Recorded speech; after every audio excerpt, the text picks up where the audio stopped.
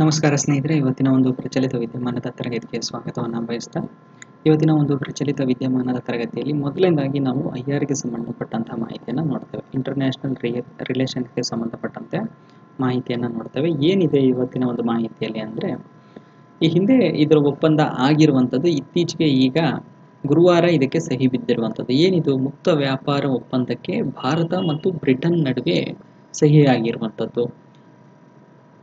ಸುಂಕರಹಿತ ವಹಿವಾಟು ನಡೆಯುತ್ತೆ ಭಾರತ ಮತ್ತು ಬ್ರಿಟನ್ನ ನಡುವೆ.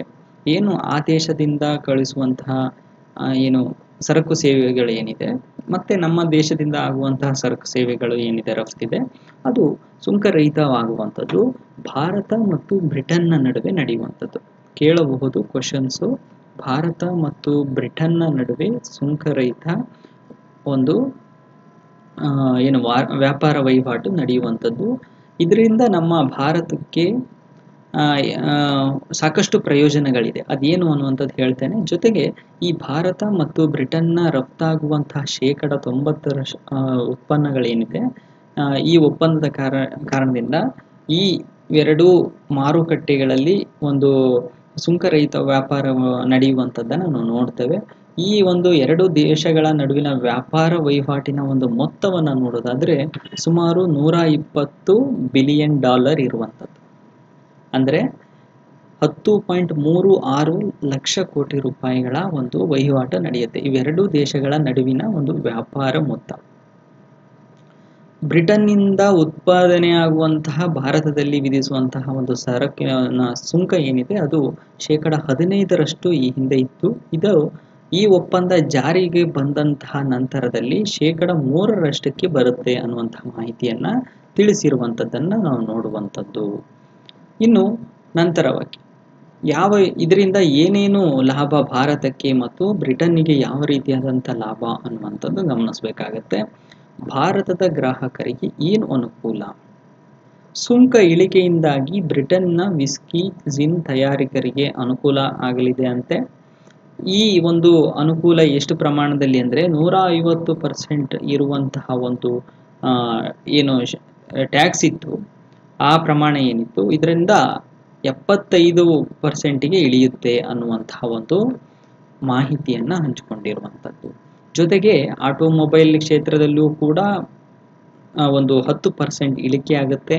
ಜೊತೆಗೆ ಬ್ರಿಟನ್ನಿಂದ ಆಮದಾಗುವಂತಹ ಒಂದು ಸೌಂದರ್ಯವರ್ಧಕಗಳೇನಿದೆ, ಏರೋಸ್ಪೇಸ್ ವಲಯಗಳ ಉತ್ಪನ್ನಗಳು, ಒಂದು ವೈದ್ಯಕೀಯ ಉಪಕರಣಗಳು, ಚಾಕ್ಲೇಟ್ ಬಿಕ್ಸ್ ಇಂತಹ ಎಲೆಕ್ಟ್ರಿಕ್ ಯಂತ್ರೋಪಕರಣಗಳು, ಇವೆಲ್ಲವೂ ಕೂಡ ನಮ್ಮ ಭಾರತದ ಒಂದು ಮಾರುಕಟ್ಟೆಯಲ್ಲಿ ಆಗ್ತಾ ಹೋಗುವಂಥದ್ದು, ಅದರ ಬಗ್ಗೆ ಇರುವಂಥದ್ದು. ಜೊತೆಗೆ ಸೇವಾ ವಲಯದಲ್ಲಿ IT-BT ಕಂಪ್ನಿಗಳಿಗೂ ಸಾಕಷ್ಟು ನೆರವಾಗುತ್ತೆ ಅನ್ನುವಂತಹ ಮಾಹಿತಿ ಕೂಡ ಇಲ್ಲಿ ಇರುವಂಥದ್ದನ್ನು ನೋಡುವಂಥದ್ದು.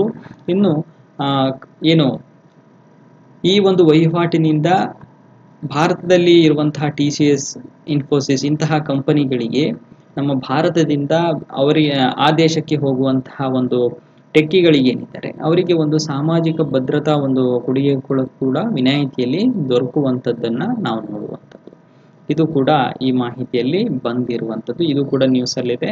ಇತ್ತೀಚೆಗೆ ಯಾವ ದೇಶವು ಸುಂಕರಹಿತ ಒಪ್ಪಂದಕ್ಕೆ ಸಹಿ ಹಾಕಿದೆ ಅಂತ ಕೇಳಿದ್ರೆ ಭಾರತ ಮತ್ತು ಬ್ರಿಟನ್ನ ನಡುವೆ ನಡೆದಿರುವಂಥದ್ದನ್ನು ಗಮನಿಸ್ಕೋಬೇಕಾಗುತ್ತೆ. ಇನ್ನು ನಂತರದಲ್ಲಿ ಕರ್ನಾಟಕ ನಾಟಕ ಅಕಾಡೆಮಿ ಕೊಡಮಾಡುವಂತಹ ಜೀವಮಾನ ಸಾಧನೆಯ ಗೌರವಕ್ಕೆ ಶಶಿಧರ ಅಡಪ ಅವರು ಭಾಗಿಯಾಗಿರುವಂಥದ್ದನ್ನು ನೋಡ್ತೇವೆ. ಇವರಿಗೆ ಒಂದು ಗೌರವ, ಈ ಪ್ರಶಸ್ತಿಯನ್ನು ಕೊಟ್ಟಿರುವಂಥದ್ದು ಜೀವಮಾನ ಸಾಧನೆ ಗೌರವ ಪ್ರಶಸ್ತಿ ಕಲಾ ನಿರ್ದೇಶಕ ಶಶಿಧರ ಅಡಪ ಅವರಿಗೆ ಆಯ್ಕೆಯಾಗಿ ಅವರಿಗೆ ನೀಡಿರುವಂಥದ್ದು. ಕರ್ನಾಟಕ ನಾಟಕ ಅಕಾಡೆಮಿ 2025 ಕೊಡುವಂತಹ ಈ ಒಂದು ಪ್ರಶಸ್ತಿಯನ್ನ ಶಶಿಧರ್ ಅವರಿಗೆ ನೀಡಲಾಗಿರುವಂಥದ್ದು ನ್ಯೂಸಲ್ಲಿದೆ. ಇದು ಕಮ್ಯುನಿಕೇಷನ್ನಲ್ಲಿ ಬರುವಂತಹ ಸಾಧ್ಯತೆಗಳು ಹೆಚ್ಚಿರುತ್ತೆ ಪೇಪರ್ನಲ್ಲಿ. ಇನ್ನು ಅಂತರ್ಜಲ ಬಳಕೆ ಮತ್ತು ನಿರ್ವಹಣೆಗೆ ಸಂಬಂಧಪಟ್ಟಂತೆ ಕೇಂದ್ರ ಅಂತರ್ಜಲ ಪ್ರಾಧಿಕಾರ ಮಾರ್ಗಸೂಚಿಯನ್ನ ಅಳವಡಿಸಿಕೊಳ್ಳಲು ರಾಜ್ಯ ಸರ್ಕಾರ ಇತ್ತೀಚೆಗೆ ನಿರ್ಧಾರವನ್ನು ಮಾಡಿರುವಂಥದ್ದು. ಅಂದರೆ ಅಂತರ್ಜಲದ ಒಂದು ಬಳಕೆಯನ್ನ ಸುವ್ಯವಸ್ಥಿತವಾಗಿ ಜವಾಬ್ದಾರಿಯಾಗಿ ಅದನ್ನು ನಿಭಾಯಿಸಬೇಕು ಅನ್ನುವಂಥದ್ದು. ಕೊಳವೆ ಬಾವಿಗಳ ನೀರಿಗೆ ಡಿಜಿಟಲ್ ಟೆಲಿಮೆಟ್ರಿ ಅಳವಡಿಕೆ, ವಾಣಿಜ್ಯ ಕೈಗಾರಿಕೆಗಳಿಗೆ ಮತ್ತು ಗಣಿಗಾರಿಕೆಗಳಿಗೆ ಮೂಲಸೌಕರ್ಯ ಅಭಿವೃದ್ಧಿ ಬಳಸುವಂತಹ ಒಂದು ಕೊಳವೆ ಬಾವಿಯ ನೀರಿಗೆ ಟ್ಯಾಂಕರ್ಗಳಿಗೆ ಒಂದು ಶುಲ್ಕವನ್ನು ವಿಧಿಸಲು ತೀರ್ಮಾನವನ್ನು ಕೈಗೊಂಡಿರುವಂಥದ್ದನ್ನು ನೋಡ್ತೇವೆ. ಇತ್ತೀಚೆಗೆ ಏನಾಗ್ತಾ ಇದೆ ಅಂದರೆ ಕೊಳವೆ ಬಾವಿಗಳ ಒಂದು ಕೊರೆತ ಏನಿದೆ ಸಿಕ್ಕಾಪಟ್ಟೆ ಆಗ್ತಾ ಇರುವಂಥದ್ದು, ಅವುಗಳ ಮೇಲೂ ಕೂಡ ಒಂದು ಹಿಡಿತವನ್ನು ಸಾಧಿಸಬೇಕು ಅನ್ನುವಂಥದ್ದು ಕೇಂದ್ರ ಸರ್ಕಾರದ ಒಂದು ಮಾರ್ಗಸೂಚಿಯಲ್ಲಿರುವಂಥದ್ದು.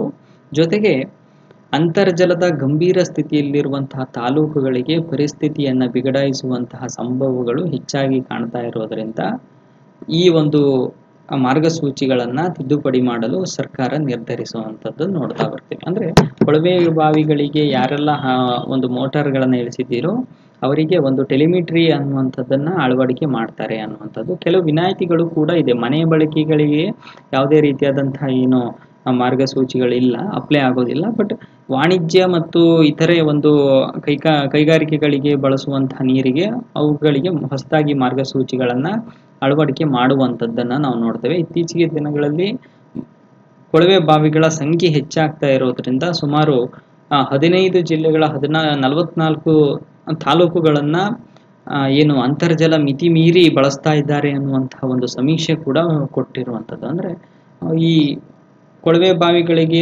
ಬಳಸುವಂತಹ ನೀರಿನ ಪ್ರಮಾಣದಲ್ಲಿ ಮಿತಿಯನ್ನು ದಾಟಿ ಹೋಗ್ತಾ ಇರುವಂಥದ್ದು. ಅಂದರೆ ಯಾವುದೇ ಹೊಲಗಳಿಗಾಗಲಿ ಬಿಡುವಂಥದ್ದು, ಮನೆಯಲ್ಲೇ ನಾವು ಬಳಕೆ ಮಾಡ್ತಾ ಇರ್ತೇವೆ, ಎಷ್ಟೋ ನೀರು ಪೋಲಾಗ್ತಾ ಇರುತ್ತೆ, ಅದರ ಜವಾಬ್ದಾರಿ ಬಳಕೆ ಅನ್ನುವಂಥದ್ದು ನಾವು ಮಾಡ್ತಾ ಇರೋದಿಲ್ಲ.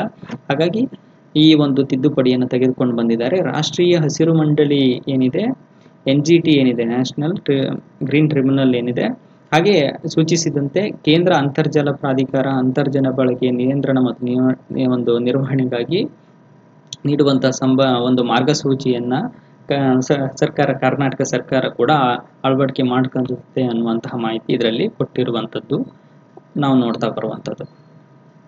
ಇನ್ನು ನಂತರದಲ್ಲಿ ಯಾವುದಕ್ಕೆ ಒಂದು ಟ್ಯಾಂಕರ್ಗಳನ್ನು ಏನೇನು ಮಾರ್ಗಸೂಚಿಯಲ್ಲಿ ಏನೇನಿದೆ ಅನ್ನುವಂಥದ್ದು ನೋಡೋದಾದ್ರೆ, ಕೊಳವೆ ಬಾವಿಗಳಿಗೆ ಡಿಜಿಟಲ್ ಟೆಲಿಮೆಟ್ರಿ ಮೂಲಕ ನೀರಿನ ಪ್ರಮಾಣವನ್ನು ಅಳೆಯಲಾಗುತ್ತೆ. ಗೃಹೋಪಯೋಗಿ ಮತ್ತು ಕೃಷಿ ಕೊಳವೆ ಬಾವಿಗಳ ನೀರು ಬಳಸುವುದಕ್ಕೆ ಇನ್ನಿತರ ಕೆಲವು ಉದ್ದೇಶಗಳಿಗೆ ಯಾವುದೇ ಒಂದು ಶುಲ್ಕ ಇರೋದಿಲ್ಲ. ಆದರೆ ಕೈಗಾರಿಕೆ ಮತ್ತು ಗಣಿಗಾರಿಕೆ ಮೂಲ ಒಂದು ಸೌಕರ್ಯ ಅಭಿವೃದ್ಧಿಗೆ ಬಳಸುವಂತಹ ಅಂತರ್ಜಲದ ನೀರಿಗೆ ಟ್ಯಾಂಕರ್ಗಳಿಗೆ ಏನು ಶುಲ್ಕವನ್ನು ಕಟ್ಟಲಾಗುತ್ತೆ ಅನ್ನುವಂಥದ್ದು. ಇನ್ನು ಶುಲ್ಕ ಅವರಿಗೆ ಕೊಡಬೇಕಾಗುತ್ತೆ ಅನ್ನುವಂಥ ಮಾಹಿತಿ ಕೂಡ ಇಲ್ಲಿರುವಂಥದ್ದು. ಅಂದರೆ ಕೈಗಾರಿಕೆ ಬಳಸುವಂತಹ ಟ್ಯಾಂಕರ್ಗಳ ಒಂದು ಏನು ನೀರಿಗೆ ಅವರು ಶುಲ್ಕ ಕೊಡಬೇಕು ಅನ್ನುವಂಥದ್ದು. ಜೊತೆಗೆ ರಾಜ್ಯದಲ್ಲಿ ಅಂತರ್ಜಲ ಅಭಿವೃದ್ಧಿ ಮತ್ತು ನಿರ್ವಹಣೆಯ ನಿಯಮ ಜಾರಿಯ ಉಸ್ತುವಾರಿ ಯಾರ್ದೋ ಕರ್ನಾಟಕ ಅಂತರ್ಜಲ ಪ್ರಾಧಿಕಾರ ರಚನೆಯನ್ನ ಮಾಡ್ತೇವೆ. ಜೊತೆಗೆ ಅಂತರ್ಜಲ ಕಾಯ್ದೆಯ ಅನುಷ್ಠಾನಗೊಳಿಸಲು ಆಯಾ ಜಿಲ್ಲೆಗಳಲ್ಲಿ ಅಧ್ಯಕ್ಷತೆಯಲ್ಲಿ ಜಿಲ್ಲಾ ಮಟ್ಟದ ಅಂತರ್ಜಲ ಒಂದು ಮಂಡಳಿ ಕೂಡ ಇರುತ್ತೆ ಅನ್ನುವಂತಹ ಮಾಹಿತಿ ಕೂಡ ತಿಳಿಸಿರುವಂಥದ್ದನ್ನ ನಾವು ನೋಡ್ತೇವೆ. ಇದು ಈ ಅಂತರ್ಜಲ ಸಂಬಂಧಪಟ್ಟಂತೆ ಮಾಹಿತಿ ಒಂದು ಆರ್ಟಿಕಲ್ ಬಂದಿರುವಂಥದ್ದು. ಇನ್ನು ಹೆನ್ಲಿ ಪಾಸ್ಪೋರ್ಟ್ ಸೂಚ್ಯಂಕ ಬಂದಿರುವಂಥದ್ದು. ಇದರಲ್ಲಿ ಭಾರತದ ಸ್ಥಾನ ಅನ್ನುವಂಥದ್ದು ಎಷ್ಟಿದೆ ಅನ್ನುವಂಥದ್ದು ನೋಡ್ತಾ ಬರಬೇಕು. ಪ್ರತಿ ಬಾರಿ ಕೂಡ ಈ ಒಂದು ಪಾಸ್ಪೋರ್ಟ್ ಸೂಚ್ಯಂಕವನ್ನು ಬಿಡುಗಡೆ ಮಾಡಲಾಗುತ್ತೆ. ಭಾರತದ ಒಂದು ಸ್ಥಾನವನ್ನು ನೋಡೋದಾದ್ರೆ 77ನೇ ಸ್ಥಾನವಾಗಿ ಇರುವಂಥದ್ದು. ಅಂದರೆ ಭಾರತ ಪಾಸ್ಪೋರ್ಟ್ 8 ಸ್ಥಾನ ಏರಿಕೆ ಆಗಿರುವಂಥದ್ದನ್ನು ನಾವು ನೋಡ್ತೇವೆ. ಅಂದರೆ ಸುಮಾರು 59 ದೇಶಗಳು ವೀಸಾ ಮುಕ್ತವನ್ನ ಪಡೆದ, ಅಂದ್ರೆ ಭಾರತದ ಪಾಸ್ಪೋರ್ಟ್ ಇದ್ರೆ ನೀವು ಸುಮಾರು 59 ದೇಶಗಳಿಗೆ ವೀಸಾ ಮುಕ್ತವಾಗಿ ನೀವು ಸಂಚಲನ ಮಾಡ್ಬೋದು ಅನ್ನುವಂಥದ್ದು ಕೂಡ ಇಲ್ಲಿ ತಿಳಿಸಿರುವಂಥದ್ದು. ಅಂದ್ರೆ ಇಲ್ಲಿ ಪಾಸ್ಪೋರ್ಟ್ಗಳ ಒಂದು ಸೂಚ್ಯಂಕದ ಬಿಡುಗಡೆಯ ಜೊತೆಗೆ ಈ ಒಂದು ಸೂಚ್ಯಂಕದಲ್ಲಿ ಏನಿರುತ್ತೆ ಅಂದ್ರೆ ಎಷ್ಟು ದೇಶಗಳಿಗೆ ವೀಸಾ ಮುಕ್ತವಾಗಿ ನೀವು ಪ್ರಯಾಣಿಸಬಹುದು ಅನ್ನುವಂತಹ ಒಂದು ಪಟ್ಟಿ ಕೂಡ ಈ ಒಂದು ವರದಿಯಲ್ಲಿ ತಿಳಿಸುವಂಥದ್ದು. ಹಾಗಾದ್ರೆ ಮೊದಲ ಒಂದು ಪಾಸ್ಪೋರ್ಟ್ ಸೂಚ್ಯಂಕದಲ್ಲಿ ಸಿಂಗಾಪುರ್ ದೇಶ ಇರುವಂಥದ್ದನ್ನು ನಾವು ನೋಡ್ತೇವೆ. ಹಾಗಾದ್ರೆ ಭಾರತೀಯ ಪಾಸ್ಪೋರ್ಟ್ ಹೊಂದಿರುವವರು ಮಲೇಷ್ಯಾ, ಇಂಡೋನೇಷ್ಯಾ, ಮಾಲ್ಡೀವ್ಸ್, ಥೈಲ್ಯಾಂಡ್ ಸೇರಿದಂತೆ ಸುಮಾರು 59 ದೇಶಗಳಿಗೆ ವೀಸಾ ಮುಕ್ತವಾಗಿ ಪ್ರವೇಶವನ್ನು ಪಡೆಯಬಹುದು ಅನ್ನುವಂತಹ ಮಾಹಿತಿ ಕೂಡ ಅವರು ಕೊಟ್ಟಿರುವಂಥದ್ದು. ಸಿಂಗಾಪುರ್ ಪಾಸ್ಪೋರ್ಟ್ನಲ್ಲಿ ಮೊದಲ ಸ್ಥಾನದಲ್ಲಿದೆ. ನಾನಾಗಲೇ ಹೇಳಿದ ಹಾಗೆ ಈ ದೇಶದ ಪಾಸ್ಪೋರ್ಟ್ ಹೊಂದಿರುವವರಿಗೆ 193 ದೇಶಗಳಿಗೆ ವೀಸಾ ಮುಕ್ತವಾಗಿ ದೊರೆಯುವಂಥದ್ದು. ನೋಡ್ರಿ, ಈ ಸಿಂಗಾಪುರ್ ಪಾಸ್ಪೋರ್ಟ್ ಹೊಂದಿದವರಿಗೆ 193 ದೇಶಗಳಿಗೆ ವೀಸಾ ಮುಕ್ತವಾಗಿ ಪ್ರವೇಶವನ್ನ ದೊರೆಯುತ್ತೆ ಅನ್ನುವಂಥದ್ದು. ಹಾಗೆ 190 ದೇಶಗಳಿಗೆ ವೀಸಾ ಮುಕ್ತ ಪ್ರಯಾಣದೊಂದಿಗೆ ಜಪಾನ್, ಕೊರಿಯಾ, ದಕ್ಷಿಣ ಕೊರಿಯಾ 2ನೇ ಸ್ಥಾನದಲ್ಲಿ ಇರುವಂಥದ್ದನ್ನು. ಅಂದ್ರೆ ದಕ್ಷಿಣ ಕೊರಿಯಾ ಇಂತಹ ರಾಷ್ಟ್ರಗಳು 2ನೇ ಸ್ಥಾನದಲ್ಲಿ. 190 ದೇಶಗಳಿಗೆ ಇವೆರಡರ ಜಪಾನ್ ಮತ್ತು ದಕ್ಷಿಣ ಕೊರಿಯಾದ ಪಾಸ್ಪೋರ್ಟ್ ಇದ್ರೆ 190 ದೇಶಗಳಿಗೆ ಸಂಚಾರ ಮಾಡಬಹುದು ಅನ್ನುವಂತಹ ಒಂದು ಮಾಹಿತಿ ಕೂಡ ಇಲ್ಲಿ ಹಂಚಿಕೊಂಡಿದ್ದಾರೆ. ಸಾಕಷ್ಟು ದೇಶಗಳ ಮಾಹಿತಿ ಕೂಡ ಈ ಒಂದು ಆರ್ಟಿಕಲ್ ಅಲ್ಲಿ ಬಂದಿರುವಂಥದ್ದು. ನಮಗೆ ಬೇಕಾದ್ದು ಪಾಸ್ಪೋರ್ಟ್ ಸೂಚ್ಯಂಕದಲ್ಲಿ ಮೊದಲ ಸ್ಥಾನ ಯಾವಿದೆ, ನಮ್ಮ ಭಾರತದ ಸ್ಥಾನ ಏನಿದೆ, ಭಾರತ ಸ್ಥಾನದ ಹಿಂದಿನ ಸ್ಥಾನ ಎಷ್ಟಿತ್ತು, ಎಷ್ಟಕ್ಕೆ ಏರಿಕೆಯಾಗಿದೆ ಅನ್ನುವಂಥದ್ದು ಕೂಡ ಇಂಪಾರ್ಟೆಂಟ್ ಆಗುತ್ತೆ ಇದರಲ್ಲಿ. ಹಾಗೆಯೇ ಭಾರತದಿಂದ ಎಷ್ಟು ದೇಶಗಳಿಗೆ ನಾವು ವೀಸಾ ಮುಕ್ತವಾಗಿ ಪ್ರವೇಶವನ್ನು ಪಡಿಬಹುದು ಅನ್ನುವಂಥದ್ದು ಕೂಡ ಇಂಪಾರ್ಟೆಂಟ್ ಆಗುವಂಥದ್ದು. ಜೊತೆಗೆ ಇಲ್ಲಿ ಒಂದು ಮಾಹಿತಿಯನ್ನ ಬಂದಿರುವಂಥದ್ದು. ಇಲ್ಲಿ ಒಂದು ಸಮಿತಿ ಬರುತ್ತೆ, ಹಾತಿ ಸಮಿತಿ ವರದಿ. ಏನಿದು ಹಾತಿ ಸಮಿತಿ ವರದಿ ಅನ್ನುವಂಥದ್ದು ನೋಡೋದಾದ್ರೆ, ಇತ್ತೀಚೆಗೆ ಸಾಕಷ್ಟು ಔಷಧಿಗಳು ನೀವೇನು ಬಳಕೆ ಮಾಡ್ತಾ ಇದ್ದೀರಲ್ಲ, ಅನಾರೋಗ್ಯದ ಸಮಸ್ಯೆಯಿಂದ ಬಳಸುವಂತಹ ಒಂದು ಏನು ಮೆಡಿಸಿನ್ಗಳೇನಿದೆ ಅವುಗಳು ಸಾಕಷ್ಟು ಕಂಪನಿಗಳು ಪ್ರೊಡ್ಯೂಸ್ ಮಾಡುವಂಥದ್ದು. ಜೊತೆಗೆ ಚೈನಾ ಮೂಲದಿಂದನೂ ಕೂಡ ಔಷಧಿ ಉಪಕರಣಗಳನ್ನ ನಾವು ಒಂದು ಆಮದು ಮಾಡಿಕೊಳ್ಳುವಂಥದ್ದು. ಹಾಗೆಯೇ ಇವುಗಳ ಮೇಲೆ ಒಂದು ಹಿಡಿತ ಸಾಧಿಸಬೇಕು. ಭಾರತವು ಮೂಲ ಔಷಧಿ ಏನು ಬಲ್ಕ್ ಡ್ರಗ್ಸ್ ನಲ್ಲಿ ಉತ್ಪಾದನೆಯಲ್ಲಿ ಮುಂಚೂಣಿಯಲ್ಲಿ ಇರಬೇಕು ಅನ್ನುವಂತಹ ಹಾದಿಯಿಂದ ಒಂದು ಸಮಿತಿಯನ್ನ ಯಾವಾಗ 1974ರಲ್ಲಿ ಒಂದು ಸಮಿತಿ ರಚನೆಯಾಗಿತ್ತು. ಅದೇ ಸಮಿತಿ ಹಾತಿ ಸಮಿತಿ. ಹಾತಿ ಅಂದ್ರೆ ಆನೆ ಅದರ ಕವಡೆ, ಮತ್ತೆ ಹಾತಿ ಸಮಿತಿ ಅನ್ನುವಂತಹದ್ದು ಒಂದು ರಚನೆ ಆಯಿತು. ಅಂದ್ರೆ 5 ದಶಕಗಳ ಹಿಂದೆ ಹಾತಿ ಸಮಿತಿಯನ್ನು ರಚನೆ ಮಾಡಿತ್ತು. ಔಷಧಿಗಳ ಬೆಲೆಗಳ ಒಂದು ಜನಸಾಮಾನ್ಯರಿಗೆ ಈ ಒಂದು ಔಷಧಿಗಳೇನಿದೆ ಅವು ಕೈಗೆಟುಕುವ ಬೆಲೆಯಲ್ಲಿ ಇರಬೇಕು ಅನ್ನುವಂಥ ಜನರಿಕ್ ಮೆಡಿಸಿನ್ಸ್ಗಳು ಇರಬೇಕು ಅನ್ನುವಂತಹ ವರದಿಯನ್ನು ಕೊಟ್ಟಿದೆ. ಏನ್ ಹೇಳುತ್ತೆ ಈ ಸಮಿತಿ?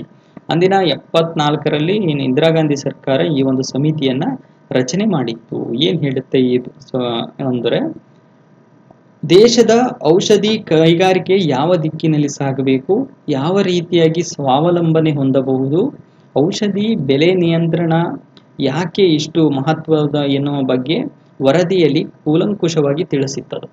ಜೊತೆಗೆ ಹಾತಿ ಸಮಿತಿಯ ಬಹುಮುಖ್ಯವಾದ ಸಲಹೆ ಏನಂದ್ರೆ, ಒಂದೇ ಬ್ರ್ಯಾಂಡ್ನ ಹೆಸರಿನಲ್ಲಿ ಔಷಧಿಗಳು ಕೊಡಬೇಕು. ಅಂದ್ರೆ ಭಾರತ ಒಂದು ಜನರಿಕ್ ಮೆಡಿಸಿನ್ಸ್ ಅನ್ನುವಂತ ಒಂದು ಹೆಸರಿನಿಂದ ಇದ್ರೆ ಆ ಒಂದು ಮೆಡಿಸಿನಲ್ಲೇ ಎಲ್ಲರಿಗೂ ಕೊಡಬೇಕು ಅನ್ನೋ ಕಾರಣ ಇಷ್ಟೇ. ನೋಡಿ, ವೈದ್ಯರು, ನೀವು ಅನಾರೋಗ್ಯ ಸಂದರ್ಭದಲ್ಲಿ ವೈದ್ಯರ ಬಳಿ ಹೋದಾಗ ಅವರಿಗೆ ತಿಳಿದ ಒಂದು ಔಷಧಿಯ ಒಂದು ಮಹತ್ವ ಗೊತ್ತಿದ್ರೆ ಅದೇ ಔಷಧಿಯನ್ನು ಬರೀತಾರೆ. ದಿನದಲ್ಲಿ ಈಗೇನು ಮಾಡ್ತಾರೆ, ಮೆಡಿಕಲ್ನವರು ಬಹಳ ಕಮರ್ಷಿಯಲ್ ಆಗಿರುವಂಥದ್ದು ಒಂದೇ ಕ್ವಾಲಿಟಿಯ ಟ್ಯಾಬ್ಲೆಟ್ಗಳು 100 ಕಂಪನಿಗಳು ಪ್ರೊಡ್ಯೂಸ್ ಮಾಡಿರ್ತಾರೆ. ಸೇಮ್ ಕಂಟೆಂಟ್ ಇರುವಂತಹ ಟ್ಯಾಬ್ಲೆಟ್ಗಳು 100 ಕಂಪನಿ ಮಾಡಿರ್ತಾರೆ. ಡಾಕ್ಟರ್ ಪ್ರಿಸ್ಕ್ರಿಪ್ಷನ್ ಅಲ್ಲಿ ಏನ್ ಬರ್ದಿರ್ತಾರೋ ಅದರ ಬದಲಾಗಿ ಬೇರೆ ಒಂದು ಕಂಟೆಂಟ್ನ ಒಂದು ಟ್ಯಾಬ್ಲೆಟ್ಗಳನ್ನು ಕೊಡುತ್ತಾರೆ. ಕೆಲವರು ಅದನ್ನ ಡಾಕ್ಟರ್ ಬಳಿ ಹೋಗಿ ತೋರಿಸಿ ತಗೊಂಡು ಬರ್ತಾರೆ. ಬಟ್ ಕೆಲವರು ಏನ್ ಮಾಡ್ತಾರೆ, ಹಾಗೆ ಮನೆಯಲ್ಲಿ ಡಾಕ್ಟರ್ ಬರ್ದಿರೋ ಸರಿ ಇರುತ್ತೆ ಅಂತ ತಗೊಂಡು ಯೂಸ್ ಮಾಡು. ಹೀಗಾಗಿ ಡಾಕ್ಟರಿಗೂ ಗೊತ್ತಿರೋದಿಲ್ಲ ಟ್ಯಾಬ್ಲೆಟ್ ಅಲ್ಲಿ ಏನ್ ಕಂಟೆಂಟ್ ಇದೆ ಅನ್ನುವಂಥದ್ದು. ಹಾಗಾಗಿ ಆ ಒಂದು ಟ್ಯಾಬ್ಲೆಟ್ಗಳನ್ನ ತೆಗೆದುಕೊಂಡ ನಂತರದಲ್ಲಿ ಮತ್ತೇನಾದರೂ ಪ್ರಾಬ್ಲಮ್ಗಳು ಆಗುವಂಥದ್ದು. ಈ ನಿಟ್ಟಿನಿಂದ ಡಾಕ್ಟರ್ಗಳಿಗೂ ಕೂಡ ಔಷಧಿಯಲ್ಲಿ ವೈಜ್ಞಾನಿಕ ಮಾಹಿತಿ ಸಿಗದಿರುವಂತಹ ಸಾಧ್ಯತೆಗಳು ಹೆಚ್ಚಾಗಿರುತ್ತೆ. ಹಾಗಾಗಿ ಒಂದೇ ಬ್ರ್ಯಾಂಡ್ನ ಅವಶ್ಯಕತೆ ಇರುವಂತಹ ಒಂದು ಔಷಧಿಗಳನ್ನ ಬಳಸಬೇಕು ಅನ್ನುವಂತಹದ್ದು ಈ ಹಾತಿ ಸಮಿತಿಯ ವರದಿ ಆಗಿತ್ತು. ಅಂದ್ರೆ ಮೂಲ ಔಷಧಿಯಲ್ಲಿ ನಾವು ಏನು ಬೇರೆ ಒಂದು ದೇಶಗಳಿಗೆ ಅವಲಂಬನೆ ಆಗದೆ ನಮ್ಮ ದೇಶದಲ್ಲಿಯೇ ಒಂದು ಡ್ರಗ್ಗಳ ಒಂದು ಉತ್ಪಾದನೆ ನಾವು ಬಹಳಷ್ಟು ಮಾಡಬೇಕು ಅನ್ನುವಂಥದ್ದು, ಬೇರೆ ದೇಶಗಳಿಗೆ ನಾವು ಅವಲಂಬಿತ ಆಗಬಾರ್ದು ಅನ್ನುವಂತಹ ಒಂದು ಮಾಹಿತಿಯನ್ನ ಇಲ್ಲಿ ಆ ಸಮಿತಿ ನೀಡಿರುವಂಥದ್ದು. ದೇಶದ ಔಷಧಿ ಉತ್ಪಾದನೆ ಕ್ಷೇತ್ರಕ್ಕೆ ಇತ್ತೀಚೆಗೆ ಬಹಳಷ್ಟು ಸವಾಲುಗಳು ಬರ್ತಾ ಇರುವಂಥದ್ದು. ಹಾಗಾಗಿ ಈ ಒಂದು ವರದಿಯ ಮೂಲಕವಾಗಿ ಅವರು ಸಮಿತಿಯನ್ನ ರಚನೆ ಮಾಡಿ ಒಂದು ವರದಿಯನ್ನ ಕೊಟ್ಟಿದ್ರು. ಯಾವಾಗ ಸುಮಾರು 50ನೇ ವರ್ಷದ ಹಿಂದೆ 5 ದಶಕಗಳ ಹಿಂದೆ ಕೊಟ್ಟಿರುವಂತಹ ಒಂದು ಸಮಿತಿಯ ವರದಿ. ಆತಿ ಸಮಿತಿ ಏನ್ ಹೇಳಿತ್ತು ಅನ್ನುವಂಥದ್ದು ಇದಿಷ್ಟು ಒಂದು ಆರ್ಟಿಕಲ್ ಅಲ್ಲಿ ಬಂದಿರುವಂಥದ್ದು ಇಂಪಾರ್ಟೆಂಟ್ ಆಗುತ್ತೆ. ಇನ್ನು ನಂತರದಲ್ಲಿ ಕುಸುಮ್ ಯೋಜನೆಯಲ್ಲಿ ಕೇಂದ್ರ ಸರ್ಕಾರದ ಒಂದು ಯೋಜನೆ ಸೋಲಾರ್ ಪಂಪ್ಗಳನ್ನ ಕೊಡುವಂಥದ್ದು, ಪಂಪ್ ಸೆಟ್ಗಳನ್ನ ಕೊಡುವಂಥದ್ದು. ಕುಸುಮ್ ಬಿ ಯೋಜನೆಯಡಿಯಲ್ಲಿ ಸೋಲಾರ್ ಪಂಪ್ ಸೆಟ್ಗಳನ್ನ ಇತ್ತೀಚೆಗೆ ರಾಜ್ಯ ಸರ್ಕಾರ ಒಂದು ಅನುಮೋದನೆಯನ್ನ ಕೊಟ್ಟಿದೆ. ಪಂಪ್ ಸೆಟ್ಗಳಿಗೆ ಅನುಮೋದನೆಯ ಒಂದು ಅನುದಾನ ಕೂಡ ಸಿದ್ದರಾಮಯ್ಯವರು ಸೂಚನೆಯನ್ನ ಕೊಟ್ಟಿರುವಂಥದ್ದು. ಮೂಲತಃ ಕುಸುಮ್ ಯೋಜನೆ ಅನ್ನುವಂಥದ್ದು ಕೇಂದ್ರ ಸರ್ಕಾರದ ಯೋಜನೆ. ಶೇಕಡಾ ಒಂದು ಕೇಂದ್ರ ಮತ್ತು ರಾಜ್ಯ ಮತ್ತು ಫಲಾನುಭವಿಗಳ ಅನುಕ್ರಮವಾಗಿ 30-50-20 ಏನು ರೇಷಿಯೋದಲ್ಲಿ ಒಂದು ಅನುದಾನ ಬಿಡುಗಡೆ ಆಗುವಂಥದ್ದು. ಹಾಗಾಗಿ ಕುಸುಮ್ ಯೋಜನೆ ಕೂಡ ಬಹಳ ನ್ಯೂಸ್ ಅಲ್ಲಿದೆ. ಸೋಲಾರ್ ಪಂಪ್ಗಳನ್ನ ಕೃಷಿಕರಿಗೆ ನೀಡುವಂಥದ್ದು ಯೋಜನೆ ಆಗಿರುವಂಥದ್ದು. ಇತ್ತೀಚೆಗೆ ಅನುದಾನ ಬಿಡುಗಡೆ ಆಗಿದೆ ಅನ್ನುವಂಥ ಮಾಹಿತಿ ಕೊಟ್ಟಿರುವಂಥದ್ದು. ನೋಡಿ, ಕರ್ನಾಟಕ ಗಣಕ ಪರಿಷತ್ತು ಹೊಸ ಒಂದು ಯೋಜನೆಯನ್ನು ತೆಗೆದುಕೊಂಡು ಬಂದಿದೆ. MS ಆಫೀಸ್ಗೆ ಪರ್ಯಾಯವಾಗಿ ನುಡಿ ತಂತ್ರಾಂಶವನ್ನ ಬಂದಿರುವಂಥದ್ದು. ಮೈಕ್ರೋಸಾಫ್ಟ್ ಕಂಪನಿಯ MS ಆಫೀಸ್ ಏನಿದೆ ಅದೇ ಮಾದರಿಯಲ್ಲಿ ಕನ್ನಡದಲ್ಲಿ ನುಡಿ ಬರವಣಿಗೆ 1.0 ಅನ್ನುವಂತಹ ಹೊಸ ತಂತ್ರಾಂಶ ಬಂದಿರುವಂಥದ್ದು. ನೋಡಿ, ಬಹಳ ಇಂಪಾರ್ಟೆಂಟ್ ಆಗುತ್ತೆ ಇದು. ಇನ್ನೊಂದು 2-3 ತಿಂಗಳಲ್ಲಿ ಈ ತಂತ್ರಾಂಶ ಬಿಡುಗಡೆ ಆಗುವಂಥದ್ದು. ಗಣಕ ಪರಿಷತ್ತು ಏನಿದೆ ಇದನ್ನ ಕಾರ್ಯನಿರ್ವಹಿಸ್ತಾ ಇರುವಂಥದ್ದನ್ನು ನೋಡ್ತೇವೆ.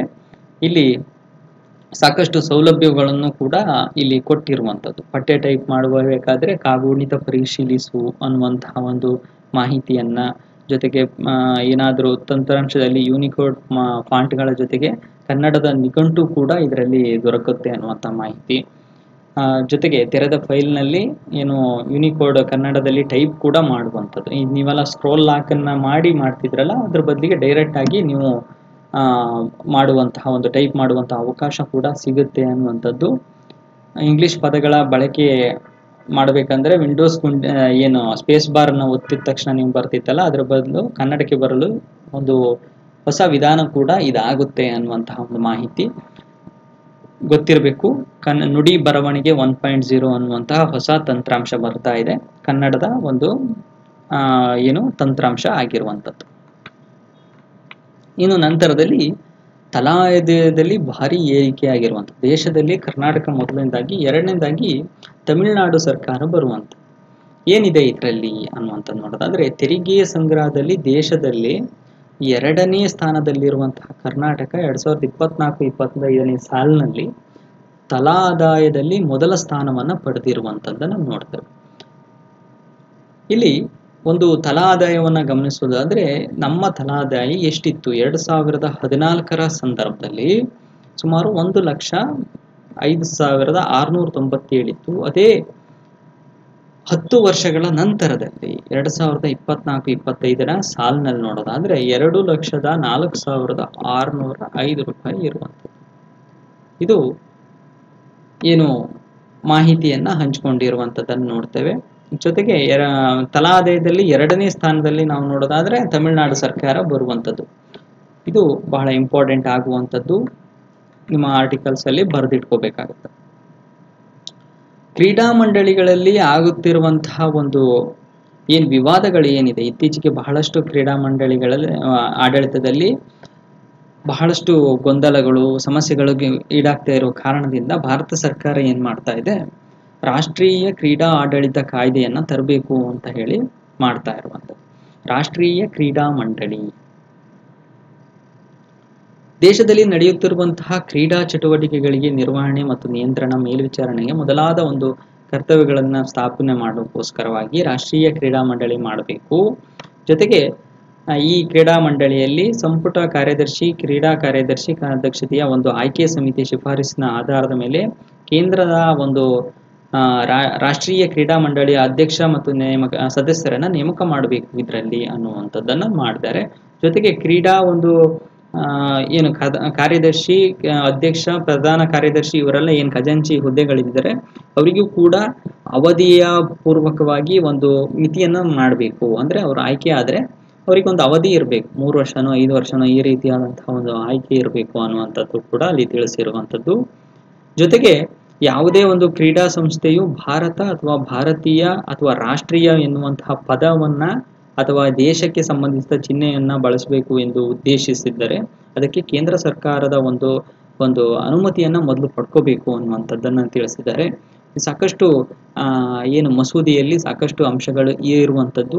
ಜೊತೆಗೆ ಕ್ರೀಡಾಗಳಿಗೆ ಸಂಬಂಧಪಟ್ಟಂತಹ ಒಂದು ನ್ಯಾಯಮಂಡಳಿಯನ್ನು ಸ್ಥಾಪನೆ ಮಾಡಬೇಕು ಅನ್ನುವಂಥದ್ದು.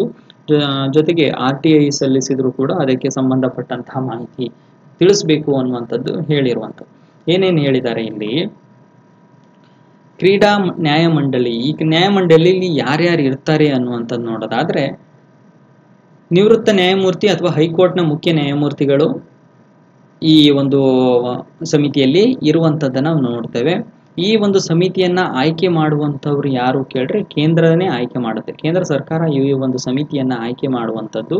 ಜೊತೆಗೆ ಇತ್ತೀಚೆಗೆ BCCI ಆದಂತಹ ಕೆಲವು ಅಕ್ರಮಗಳು ಅಥವಾ ICCIಗೆ ಸಂಬಂಧಪಟ್ಟಂತೆ ICCIಗಿಂತಲೂ BCCIನ ಒಂದು ಏನು ವಹಿವಾಟಿನ ಒಂದು ದುಡ್ಡೇನಿದೆ, ಅವರ ಬಂಡವಾಳ ಏನಿದೆ ಹೆಚ್ಚಿಗೆ ಆಗ್ತಾ ಇರೋದು ಏನಾಗಿದೆ, ಇದರಲ್ಲಿ ಏನು ಸಮಸ್ಯೆ ಆಗಿದೆ ಅನ್ನುವಂಥದ್ದು BCCIಗೆ ಒಂದು ಮೂಗ್ದಾರಣ ಹಾಕಬೇಕು ಅನ್ನುವಂತಹ ಒಂದು ಕೂಡ ಇದರಲ್ಲಿ ಸೇರಿಸಿರುವಂಥದ್ದು. ಅಂದ್ರೆ ರಾಷ್ಟ್ರೀಯ ಕ್ರೀಡಾ ಮಂಡಳಿಯಲ್ಲಿ BCCI ಕೂಡ ಸೇರ್ಪಡೆ ಆಗ್ತಾ ಇರುವಂಥದ್ದನ್ನು ನಾವು ನೋಡ್ತೇವೆ. ಇದು ಈ ಒಂದು ಕ್ರೀಡಾ ಮಂಡಳಿಗೆ ಸಂಬಂಧಪಟ್ಟಂತಹ ಮಸೂದೆ, ಇದು ಕಾಯ್ದೆಯಾಗಿ ಬದಲಾಗುವಂಥದ್ದನ್ನು ನಾವು ನೋಡುವಂಥದ್ದು. ಇನ್ನು ಭಾರತದ ಸೇನೆಗೆ ಅಪಾಚೆ ಹೆಲಿಕಾಪ್ಟರ್ ಇತ್ತೀಚೆಗೆ ಸೇರ್ಪಡೆಯಾಗಿರುವಂಥದ್ದು. 6 ಹೆಲಿಕಾಪ್ಟರ್ಗಳು ಭಾರತ ಸೇನೆಗೆ ಕಳಿಸ್ಕೊಟ್ಟಿರುವಂಥದ್ದು. AH-64E ಅನ್ನುವಂತಹ ಅಪಾಚೆ ಒಂದು ಹೆಲಿಕಾಪ್ಟರ್ಗಳು ಕೊಟ್ಟಿರುವಂಥದ್ದು. ನಾವು ಅಪಾಚೆ ಹೆಲಿಕಾಪ್ಟರ್ಗಳನ್ನ ಯಾವುದೇ ಒಂದು ದೇಶದಿಂದ ಪರ್ಚೇಸ್ ಮಾಡ್ತೀವಿ ಅಂತ ಕೇಳಿದ್ರೆ ಅಮೇರಿಕದ ಬೋಯಿಂಗ್ ಕಂಪನಿಯ ಒಂದು ಏನು ಕಂಪನಿ ಇದೆ ಅದು ಭಾರತಕ್ಕೆ ಈ ಒಂದು ಹೆಲಿಕಾಪ್ಟರ್ಗಳನ್ನ ಕೊಡುವಂಥದ್ದು. ಸುಮಾರು 5 ವರ್ಷಗಳ ಹಿಂದೆನೆ ಈ ಒಂದು ಒಪ್ಪಂದ ಆಗಿತ್ತು. 2020ರಲ್ಲಿ ಈ ಒಂದು ಒಪ್ಪಂದ ಆಗಿತ್ತು. ಈಗ ಒಂದು 6 ಹೆಲಿಕಾಪ್ಟರ್ಗಳನ್ನ ಭಾರತದ ವಾಯುಪಡೆಗೆ ಸೇರ್ಪಡೆಯಾಗಿರುವಂಥದ್ದನ್ನ ನಾವು ನೋಡುವಂಥದ್ದು. ಇದಿಷ್ಟು ಈ ಹೊತ್ತಿನ ಒಂದು ಕರೆಂಟ್ ಅಫೇರ್ಸ್ ಆಗಿತ್ತು. ಮುಂದಿನ ಒಂದು ವಿಡಿಯೋದಲ್ಲಿ ಸಾಕಷ್ಟು ಮಾಹಿತಿಗಳನ್ನ ನಿಮ್ಮೊಂದಿಗೆ ಹಂಚ್ಕೊಳ್ತೀನಿ. ನಮಸ್ಕಾರ.